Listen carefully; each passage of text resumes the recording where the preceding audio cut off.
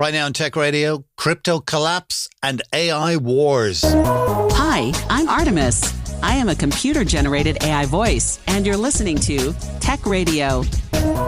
Every week online and on air with RT Radio, we bring you the latest in tech from Ireland and across the world. You're welcome to episode 1058, looking at the 7 biggest stories of the week, including the crypto bubble finally bursting, Amazon finally rolling out Alexa Plus after a year of promises, and move over ChatGPT. An EU-based AI has racked up 1 million downloads over the last 2 weeks. Plus, we find out how sports people can tackle online abuse with Professor David Hassan of the FIA, the governing body of motorsport. It's Fédération Internationale de Automobile. Let's get on with it. From TechCentral.ie, this is Tech Radio with Dusty Rhodes and Niall Kitson. I'm Dusty. Joining me as always, our editor-in-chief, Niall Kitson. Niall, the biggest story this week, I suppose, is crypto. It's all over. Everything's going to hell. It's down to zero.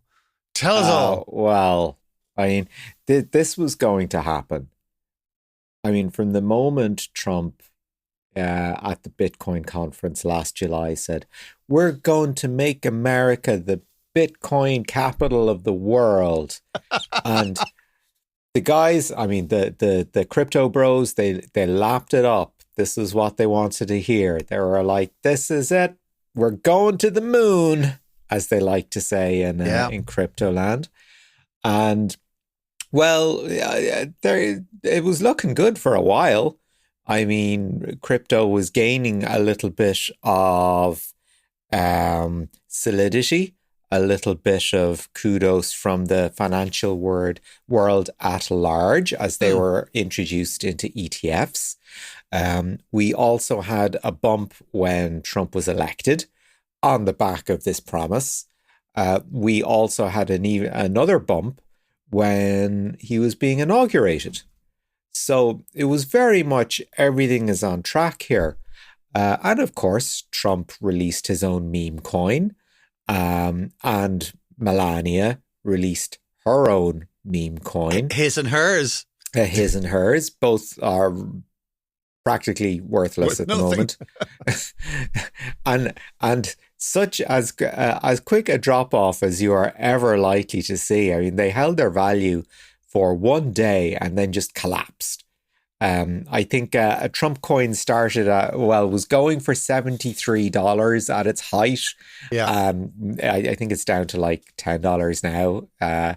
Similarly with Melania, I think her meme coin is around $6 now. I mean, these were basically commemorative tokens. Like, let's not call it anything, any sort of financial investment.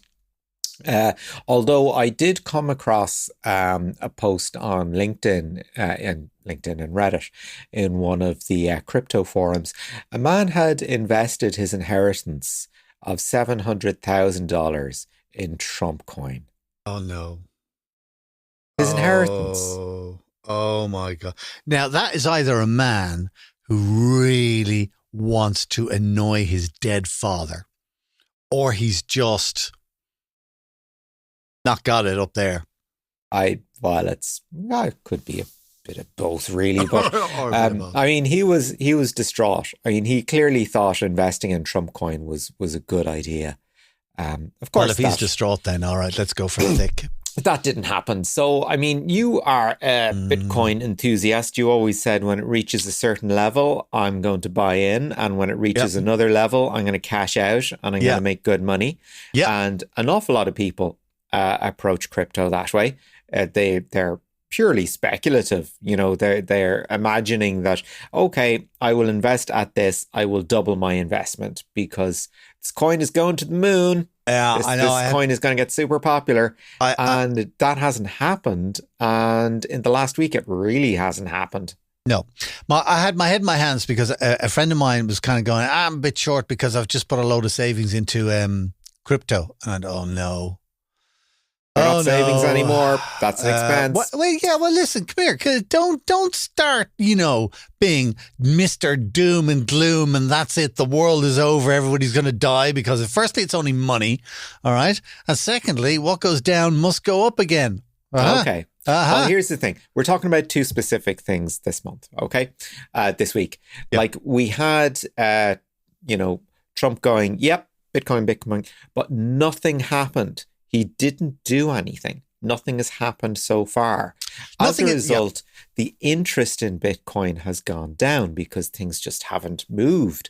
As a result, if you want to buy Bitcoin today, you will part with roughly $82,000 for one Bitcoin versus a high of $102,000, which was on Inauguration Day then or thereabout. So that's a 23% dip in value. Yeah. Like if somebody was to say to you, it's fine, I'm only down 23%, you'd be smacking them upside the head. You'd be telling them they're an idiot. It was a bad investment in the first place. So the Trump effect was one problem with crypto this week. Another problem was a hack of an Ethereum trading platform called Bybit by its guest North Korean hackers who managed to take $1.5 billion. So between the Trump administration effectively not doing anything to help crypto and this massive Ethereum hack, Ethereum being kind of the most viable crypto after Bitcoin. Yep. That has managed to seriously dent the confidence of the market. And, other than the passage of time doing its thing, it's very hard to see anyone step in and go, it's okay, I got this. Let me prop up your valuation there. I can't see that happening. Can you? Would you like an alternative point of view? Yes, I know would. You love an alternative point of view, don't you? All right. So you can look and you can say, okay, Bitcoin has lost its 25% of its value. Oh my God. What are we doing? And so on and so forth. Or you could say, wow, what a great day to buy Bitcoin. Look at that. 25% off right now. Yeah. You could look at that, and a lot of people will do. All right. The reason I say that is because yes, we had the Trump bump. Okay. Yeah. So we should have learned our first lesson because a bump is always temporary. Okay. So that was our first lesson. So it's coming down and that probably should be expected. Trump hasn't done anything yet, but Trump and the Republicans in general are very crypto friendly and they will. And when they do, to the moon again. You reckon? That's what I reckon. So, if you have a few quid, whatever, just for fun, put in 100 or 200 quid and buy yourself a fraction of a coin or something like that and just kind of go, great, at the end of that year, it could be worth 150 quid or 200 quid. Who knows? It's all a bit of fun. It's just money. It's all a bit of fun. All a bit of fun. Well, you see, now, here's the thing, and this is the guy with his grandfather's legacy, all right? You should never invest in anything. And it doesn't matter what it is, whether it's your friend or a brother who's starting a business or the stock market or cryptocurrency. You should never invest in anything unless you are able or willing to lose that money. Yeah. All right? Yeah.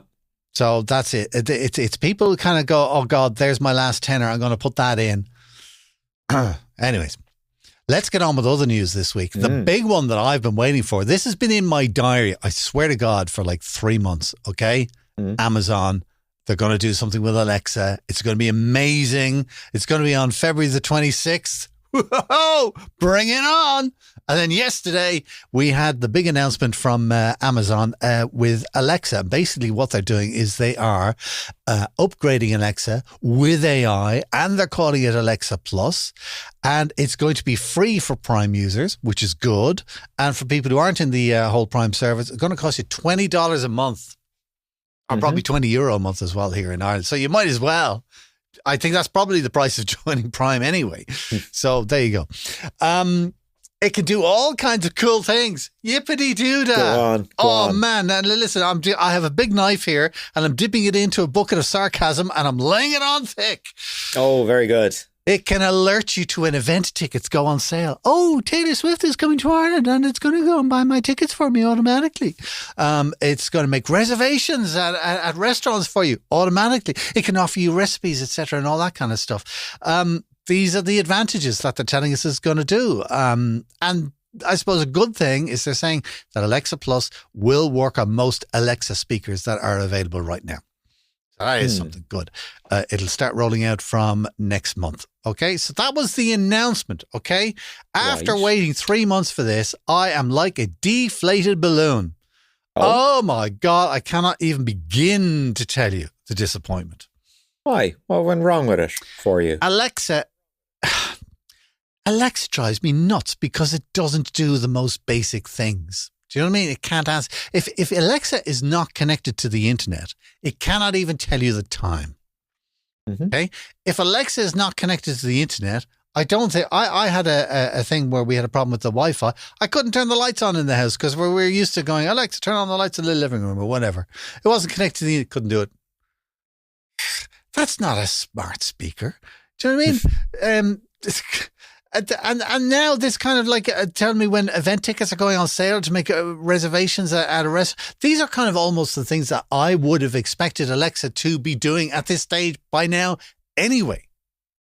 Because it's always been sold as Alexa is your in-house assistant. And you can say to Alexa, play blah blah blah music in blah blah blah room. And one of the things that they were touting yesterday is you can say to Alexa, play such and such music on all speakers in the house, but don't wake up the baby. And then Alexa will be clever enough to know, well, there's a room there and it's called baby room, so don't play the music in there. It's like, what? I'm looking at my watch. I'm going, it is. Yes, it is. It's 2025. This is the best that they can do. Oh my God. No, I'm just. And then they were going on about pizza. They're going, Alexa, hey, after the conference today with the 250 people in the room today, where can we go for pizza? And Alexa's going, hey, there's a pizza place 0.4 miles away, or you can try this place, which is 0.6 miles away, or there's this place. Duh. Here's the question, Dusty.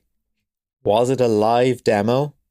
Oh, it probably wasn't even a live demo. I would have those same suspicions. And kind of go, yeah, all right, does it really work? Then the fella, here, it was Panos was doing the demonstration, all right? Ex-Microsoft. Yeah, all right. So he's kind of going, he asked the pizza question. And then his follow-up question is, hey, my kid's into Joe Pizza, which is famous in New York or whatever. He says, what's the deal with that? And Alexa then starts rolling off going, hey, blah, blah, pizza. It's a very famous chain of pizza places in New York. And they've got X amount of outlets and blah, blah, blah. They've been in operation since 1994 or whatever. Rubbish. I don't need to know. Do you know what I mean? And at the end of it, it didn't go, would you like me to tell you where the nearest branch is? Or would you like me to go and order you a slice and have it delivered? No, it just gave you a whole lot of biomaterial. It just read you the wiki entry. Absolutely useless. All right. And so I just kind of went, oh, for God's sake. All right. So there's two things about this thing is firstly, it's just not doing enough. They basically what they announced yesterday is all the stuff I thought it would have been doing 10 years ago. Secondly, all of this stuff that they claim that they can do, it's not fixing a problem. All right. If your favorite band is coming to town, are you just going to say to some speaker in the corner, book me 2 tickets? Especially when you consider how much tickets cost for an event. You know, where are those tickets going to be? Are you going to be, near the stage? Are you going to be at the back? Are you going to be in a seat? Do you want to be on the pitch? Whatever. You're not necessarily. And would you really trust it to ask you all those questions? I mean, it's bad enough as a human being trying to interact with the Ticketmaster website. All right. Oh, and here's the thing. Look at him go. You say the name Ticketmaster. Yeah. Don't you think Ticketmaster is already figuring out a way to make sure that AIs and bots don't take the place of real people in a queue? Well, I'm sure they probably are. Do you know what? Ticketmaster in Ireland, I've seen a couple of Ticketmasters, various different Ticketmasters around the world, and the one in Ireland is just particularly annoying. Particularly annoying. Do you know what?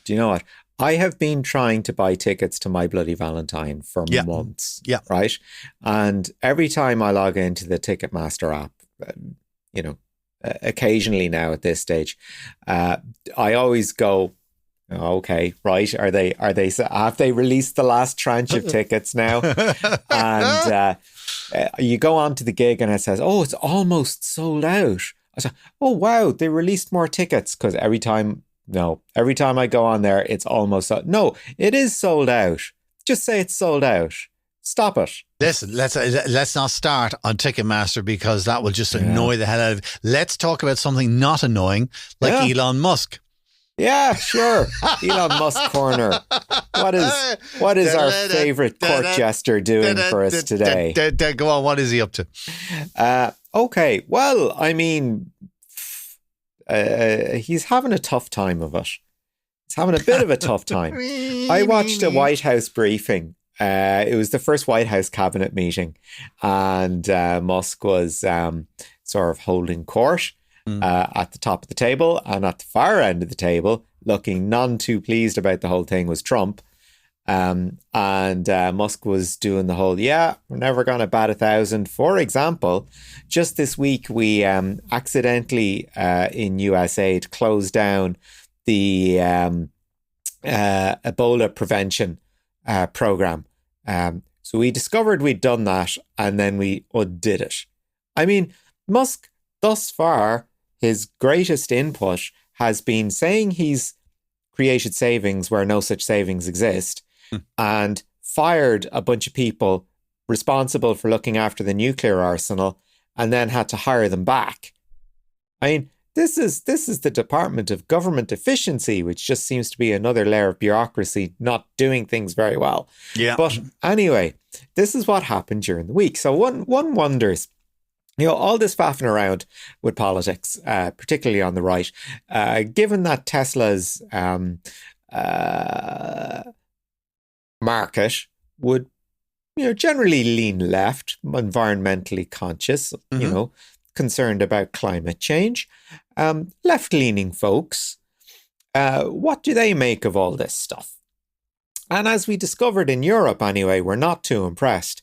Apparently, sales of Teslas are down 45% in Europe. 45%. Is that Teslas in general, or is that the horrid Cybertruck? We don't have Cybertruck over here. It's illegal. Oh, right. Okay. It's not legal under EU standards. On a pure looks basis, it's illegal, yeah. You, sir, are ugly. We are not letting You're ugly. into You're our not getting country. into the EU. You will not add anything to our aesthetics. No, so sales are down 45% in Europe. In Germany, it's even worse. And a lot of it has to do with the affiliation of Musk with far-right politics. You might remember Germany had a big election last week, and he threw his weight very actively behind the AfD, which is far-right party in Germany. He hosted a Spaces on X with the party leader, and that made a lot of people very unhappy with him in Germany, because the AfD was regarded as a fringe party, and then he sort of gave them a bit of a glow up, a little bit of Elon washing, and they actually did very well. They had a very strong election. Now, they're still not going to be in power, but they had a very strong election. Yeah. Now, because they still didn't get in, there's been a lot of videos posted to X of very happy young German people doing various things to troll the man, and why not? But if, in a similar vein to Bitcoin not doing well, if you wanted to buy into Tesla, now's a good time, because of Mr. Musk's shenanigans. The share price is now $290 from a high of $308. Just to contextualize that is worth $52 billion to Elon Musk. Wow. That is worth $52 billion. Do you think he cares? No. Of course he doesn't. But I read a very interesting article. This was in The Guardian. Yep. And they had approached a Tesla driver in Germany. And he said, look, I really cannot stand this car. I'm done with it. Because in the past, you would have been laughed at for being, the lily-livered, wimpy soy boy, pro-climate change, virtue signaling, whatnot. And that was fine. I mean, that came as part of the package. Now you're being ridiculed for being a Nazi. And nobody wants to be that, do they? Nobody wants that. So that's what Tesla is fighting against at the moment. Their talismanic CEO is dragging them down. Yeah, and then his pal is going to drag them down even further, because I pretty much guarantee that by the time this podcast goes out, if not in the few days afterwards, that there'll be a 25% tariff imposed on Tesla cars and other American stuff in response to the 25% tariff that Trump is going to impose on the EU. Hey, it's what they voted for. You gotta respect the process. The world is going to hell. We have got a brand new chat AI thing to tell you about, to play with. I love it, all right? And the key word of this new chat thing is F. Sorry, the key letter is F. F? Okay. For French. And F for fast. Okay. Enlighten me. Fast, because it's had 1 million downloads in the last 2 weeks alone, all right? Okay. This is it's been set up by 3 French guys, who worked with, one of the CEO worked with Google and the other 2 worked with Meta, and they worked on AI. So they've come back, they set up in Paris, and now they're running their own AI. And I think this is great, because this is the first AI that I know of, could be wrong, that is actually based in the EU. Okay. And what do we call this? Well, wonderful... now, mon ami, okay, it is French, so obviously it is called Le Chat. Okay, well, that makes sense. Does it? Because I'm thinking back to my French in school, and if I'm not mistaken, CHAT is French for cat. Well, I think they pronounce it chat. Chat. Whatever. I think that's how they pronounce it. Whatever. Anyway, it's called Le Chat, and if you just put that into Google or whatever, you'll get it quick enough. I've tried it out. It's fast. It is fast. Okay. Another thing that it is known for is that, as you would expect, it works brilliantly in French and English. All right. But also other European languages, German, Italian, and Spanish. It's like out of the box, boom. All right. Wow. Which I don't think we've had with the others, because they've been more kind of English language based, and everything else is kind of an add-on, like, you know. So they have, from right out of the box, it's English, French, German, Italian, and Spanish. There's a guy actually down in UL, Josh McGiff. I was reading about him a couple of weeks ago. He is working on an AI in the Irish language. Do you know what? That's a fantastic idea. It is, of course, it's a fantastic idea. That's our history and our culture and our heritage, and it differentiates us from the rest of the world. And why shouldn't we have an AI in the Irish language? I don't think many people would use it, in all fairness and reality, but this guy's working on it. However, if it was incorporated into Le Chat, see?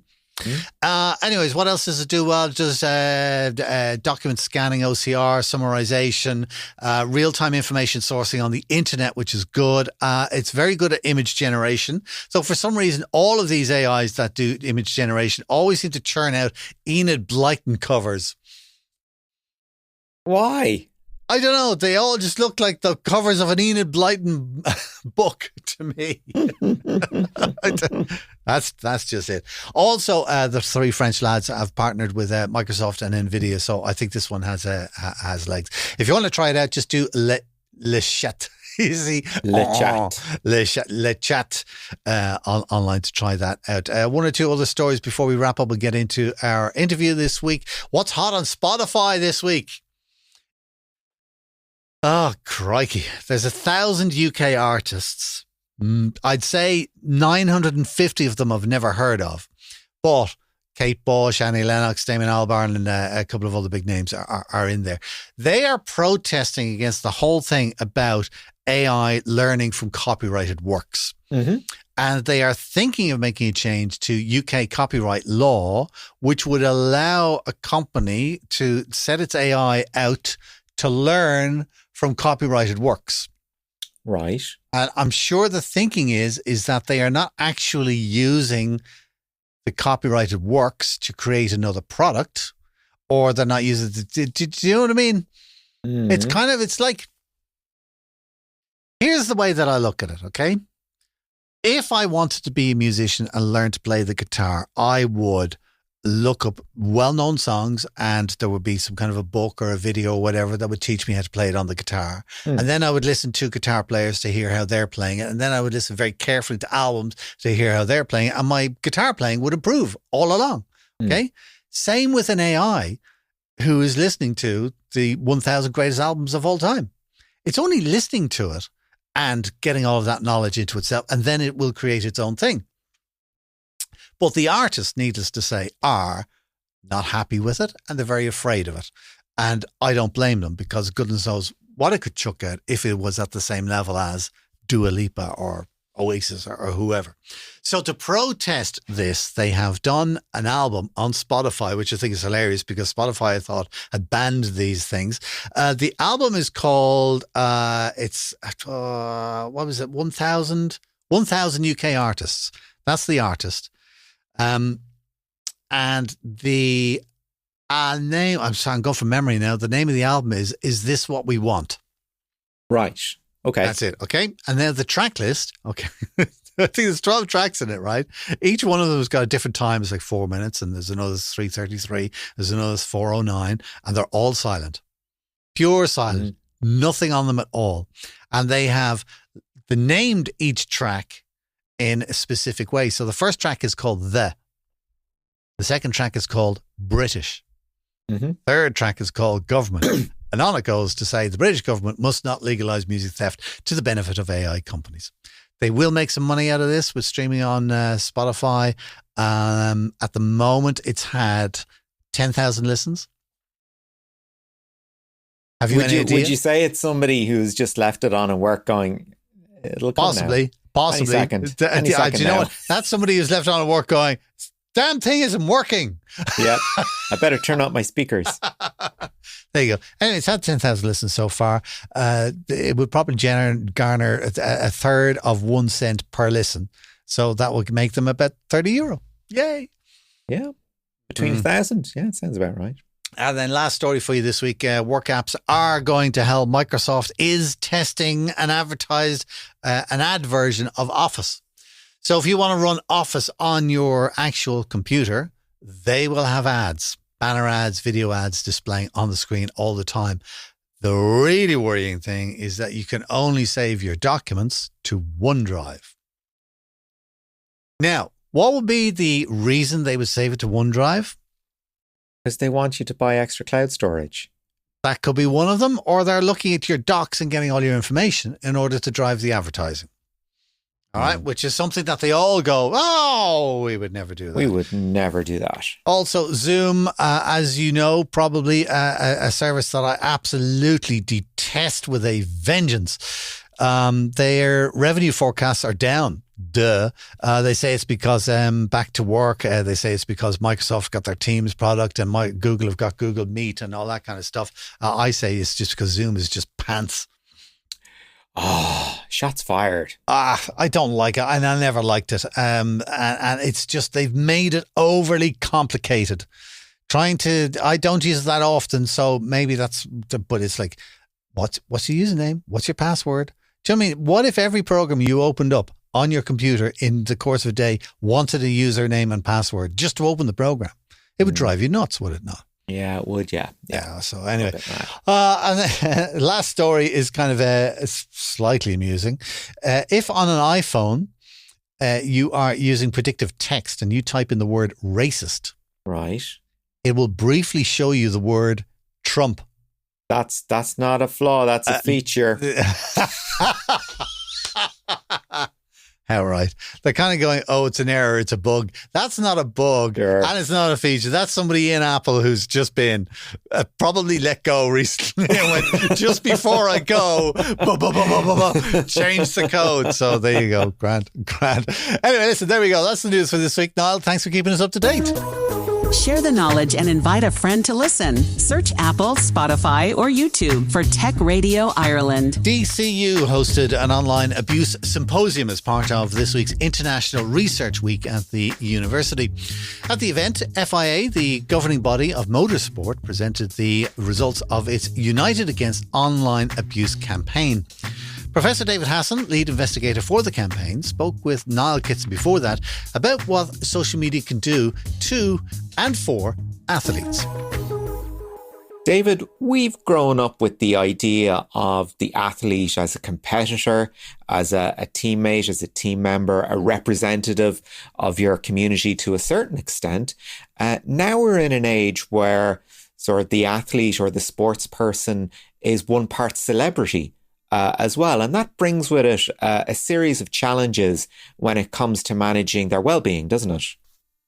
That's absolutely right now. And the reality is that particularly over the last 10 years, such as the globalization of sport and the profile of some of the major sports leagues, not least the English Premier League, then we've seen the broadcasting of individuals and teams and sports stars that previously would have been just restricted maybe to the country that they are actually playing in, now being broadcast internationally. And so you're right to say that in a relatively short space of time, no doubt accelerated by things like broadcast media, but also social media, we've seen previously relatively lesser known sports stars become globally famous.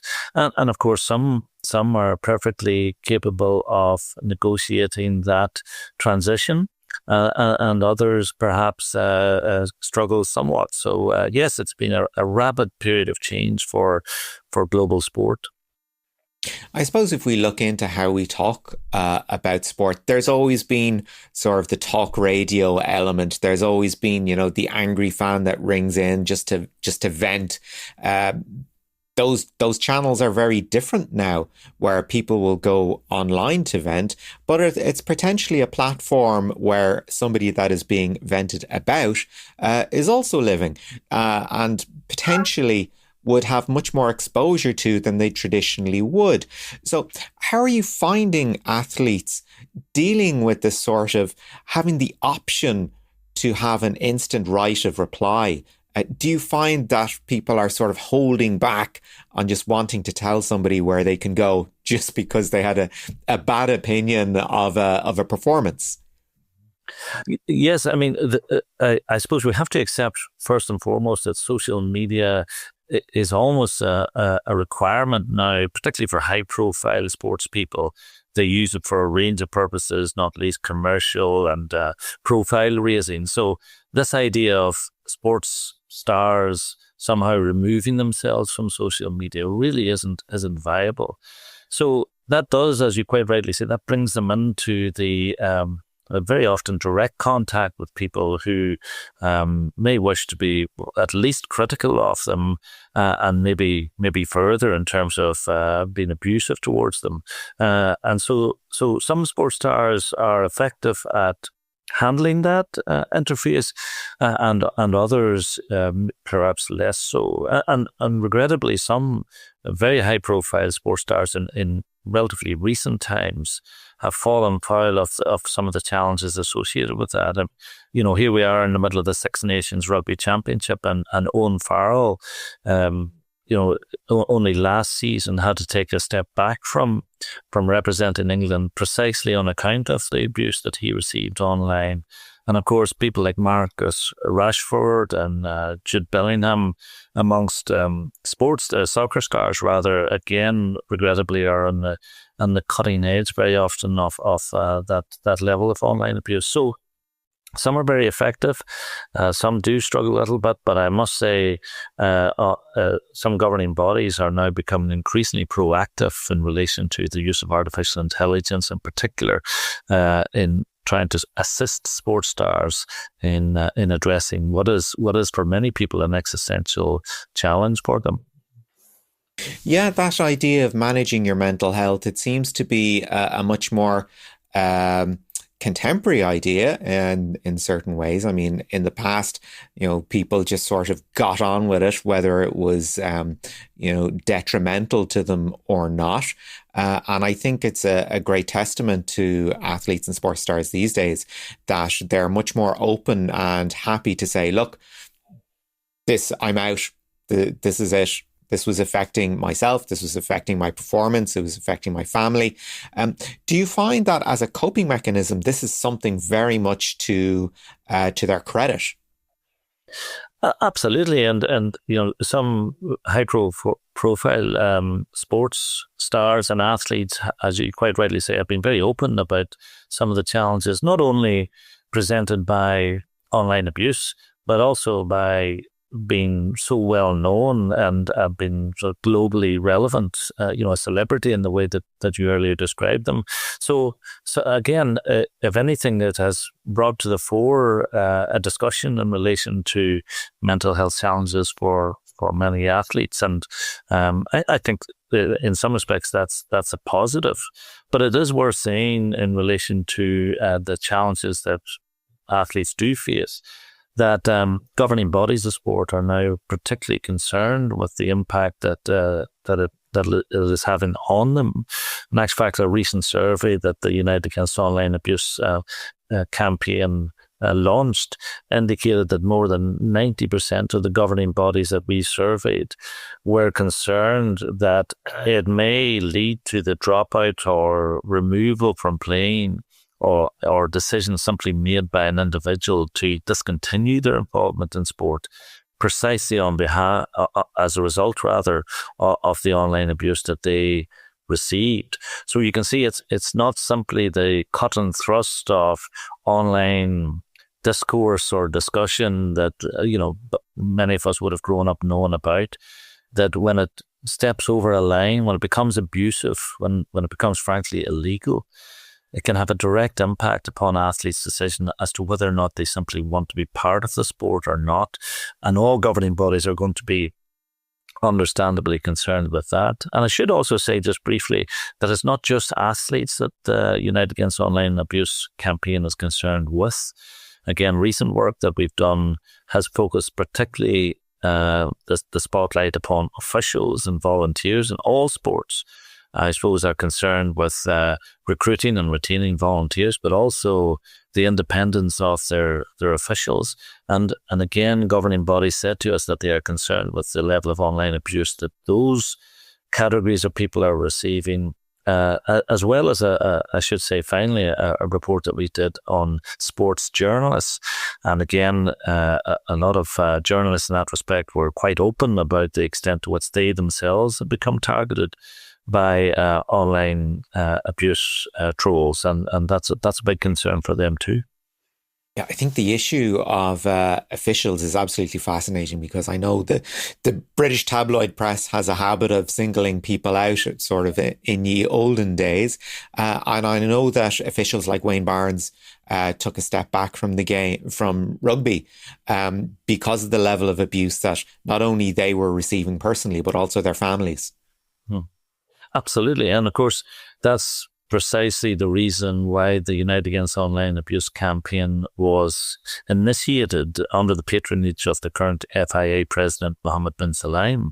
At a personal level, he was appalled at the level of abuse that some officials, particularly in this case female officials, were receiving in the context of certain Formula One races.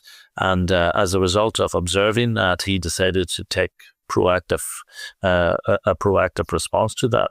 And that's really where the United Against Online Abuse campaign has its genesis.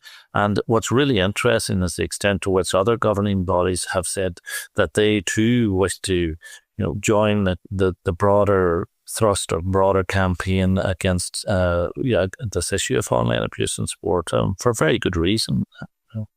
I think it's fascinating that the campaign had its genesis in motorsports as opposed to ball sports or team sports. Was there a particular problem identified in comparison to ball sports? But again, you did say FIFA are involved as well. In terms of getting buy-in from other organisations, has the likes of the IRFU looked at it and gone, yeah, do you know what, this is something we want to be a part of? Or perhaps the GAA had a look and said, maybe this is something we want to be part of down the road as well. I mean, you said that it's a problem other organizations have acknowledged and are grappling with. Are these organizations that you've had a chance to reach out to? Some of these organizations we have approached and we've had some discussions with. The nature, I should say, of the research that we've undertaken, probably as a result of the area of research that we're focusing upon, we've offered a degree of anonymity to the respondents in that respect, because you can see how some governing bodies may be concerned about identifying the extent of the online abuse that may be present within their particular sport. But certainly, let's say the larger governing bodies, the IOC and others, are very proactive, and the FIA, I should say, also in working with AI companies. Many of your listeners will be aware of some of the high-profile AI companies that work in this space. I suppose Signify, R1AI would be others who are assisting these governing bodies in mitigating the extent of the online abuse that their athletes, particularly during tournaments, particularly during things like the Summer Olympics, are having to endure and receive and negotiate their way through. So the larger governing bodies, particularly the global bodies, clearly see the importance of addressing this issue, and I must say are proving very proactive in that respect. Yeah. Let's have a look at another angle of the problem. Not only are you dealing with governing bodies, you're also having to deal with social networks as well, who would bring their own perspective to the table. Traditionally, their position is, free speech absolutism, which is something we hear in relation to one platform in particular. How have you found the level of engagement so far? Has it been a case of we have certain set processes that we use for everybody, or has it been a case of, look, we recognize there are special cases here, and you're just going to have to develop a thicker skin? Yeah, I think there's a couple of really important points to make in the context of the role of the social media companies. I mean, clearly they do have a central role to play in this regard. And again, referencing some of the recent research that we've carried out, governing bodies are very clear that they wish to see a greater degree of proactivity on behalf of the social media companies in addressing this issue. So there's no question about that. What you do tend to see is certain, I suppose, well-known social media companies, particularly TikTok, I should say, are proving proactive and responsive to the issue, and that's to be encouraged. But we must accept the reality that some larger social media companies do wish to pursue a policy which, on the face of it, may run counter to some of the ambitions of the campaign. But I suppose in recent times we've seen the advent of the EU Digital Services Act and the impact potentially that can exercise upon areas of concern for us, particularly illegal content. But also, and arising out of that is the role of the Truster Flagger initiative, and at yesterday's conference at Dublin City University, the Irish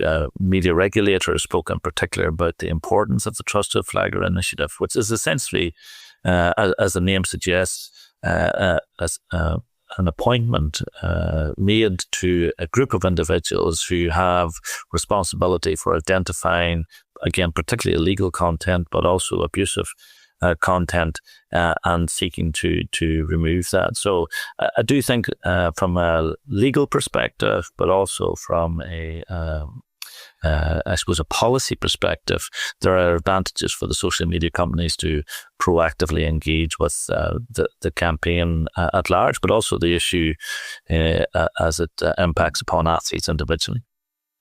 So what kind of advice are you seeing out there for sports people to maintain their mental health and to manage toxic interactions with fans or people that proclaim to be so? Yeah, well, I suppose the advice we give to individual athletes is, first and foremost, bring this to the attention of the governing body of which they are part.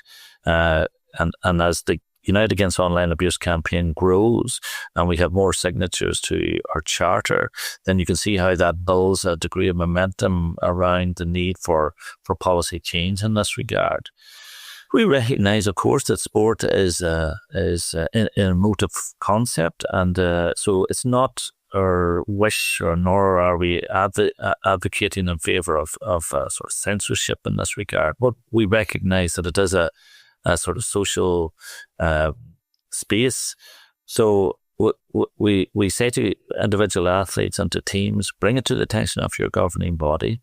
But also, if it is illegal content, if it's threatening, for example, and we've seen regrettably examples of that, then they should bring it to the national authority, to the attention of the national authorities. And we have seen increasingly, it has to be said, inside of sport, but also outside of sport, some successful legal prosecutions against individuals who have been involved in posting online abuse, particularly threatening online abuse. So there is the legal response that's available, but I suppose the main thrust of the campaign is at the other end of the continuum, which is around education, and we have recently launched an educational module, which is freely available to people to access and to educate themselves. There's a range of really good advice in there, and we also have some safeguarding guidelines available for governing bodies to again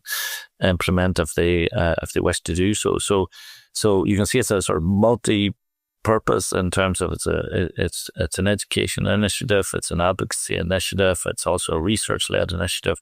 But where it's appropriate to do so, and I suppose World Rugby have demonstrated this in particular, that where you can have high-profile prosecutions against individuals who persist in the face of a wish to remove themselves from this practice, who persist with abusing officials and individual athletes, then that legal route is available and has proven successful.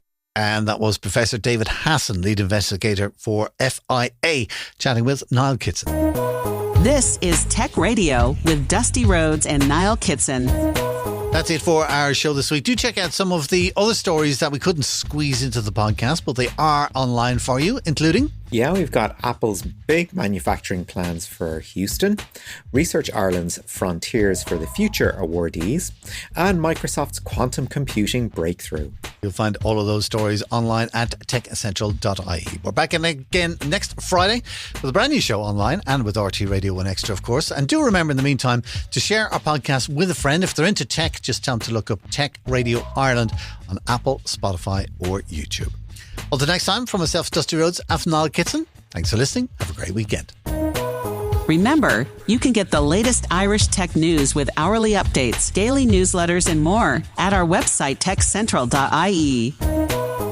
Share the knowledge and invite a friend to listen. Search Apple, Spotify, or YouTube for Tech Radio Ireland, or listen with RTE Radio 1 Extra.